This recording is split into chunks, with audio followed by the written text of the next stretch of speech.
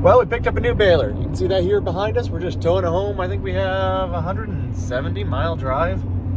I figured it's just as quick to just haul it home behind the pickup going down the highway than it is to load it on a trailer, be over with, pull tires, block it up, chain it, all that jazz. This is BC5070. We had a 570 New Holland, 575 before this was sold. We still have our 570 yet, both with kickers on them. Really excited to get this thing in the field and see how it does. So yeah, we made it home.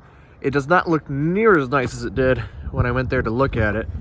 Just driving down the road, unfortunately. Winter time, you're gonna get some salt. Just needs hosed off quick. But you can just see that header's in really nice shape. Paint is worn out of the feeder house, but not terrible. Yeah, that is ugly. We'll have to get that cleaned up. I think we have some really warm days coming up. One thing you see a lot of times missing on these, maybe not a whole lot in the 5070s, but this panel here on the kicker, always missing, because it ends up, I think like that belt will hop off. I've had that happen a few times, this belt right here.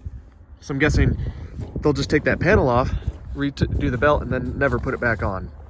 So on my 575, that panel was missing, and then on the 570 I have, that panel's missing on that as well. So on my old 575, which I'll put a picture of, it was also missing this front panel right there. So that one covering this belt was also missing off the 575 that I had. Really excited to get this thing into the field and use. It does have some newer features. The sheet metal styling's changed, so like you can see it's latched right there, and then this whole hood comes up, while on the 570 you only see the top portion here flips up, and then some changes over there on that as well. And they did change how you change the belt for the pickup, and then I believe the star wheel got moved back just a hair to make some more uniform bale lengths. So here's our 570. Was our main baler last year. We only used the 575 for straw and a bit of first cut. This will probably get demoted to a backup baler this year, or maybe custom baling some hay and whatnot. And this is the difference. You can see this hood right here. I didn't flip it up on the other one, but the other one, it starts down here and the whole thing just kind of lifts up out of the way.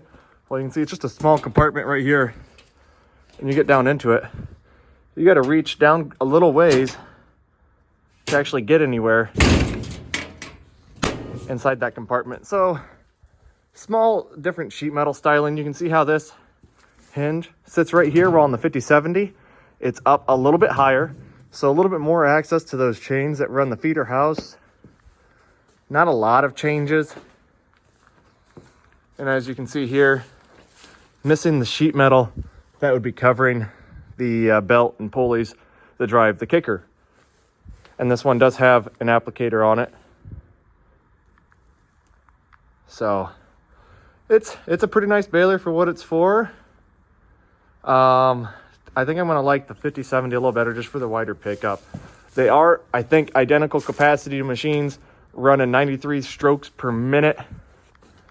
This has the narrow pickup, the same size pickup as the 565, which isn't running as many strokes per minute on the plunger.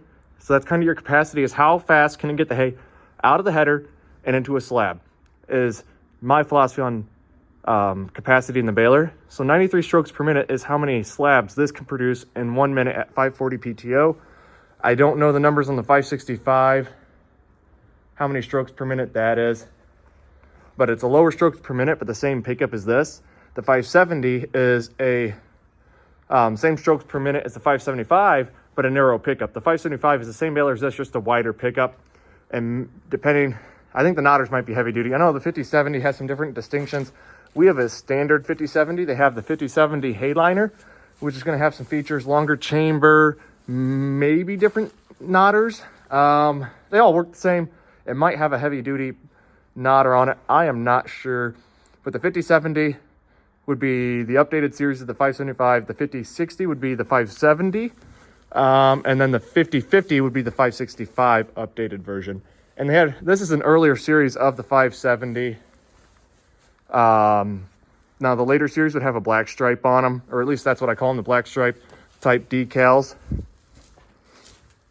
And that same goes for any of the 575 or the 565.